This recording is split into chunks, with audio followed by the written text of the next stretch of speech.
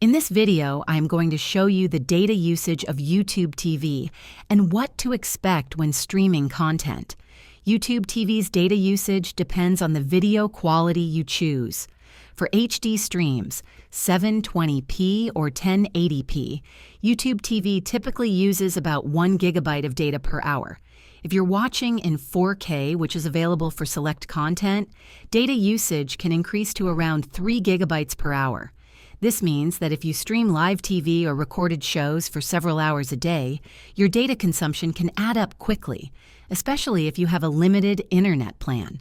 To manage data usage, you can adjust the video quality settings in the YouTube TV app by going to Settings, Video Quality, and selecting a lower resolution like 720p.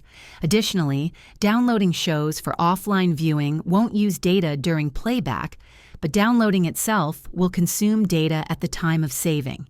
If this video helped you understand YouTube TV's data usage, please give it a thumbs up and subscribe to the channel for more helpful tutorials. Thanks for watching.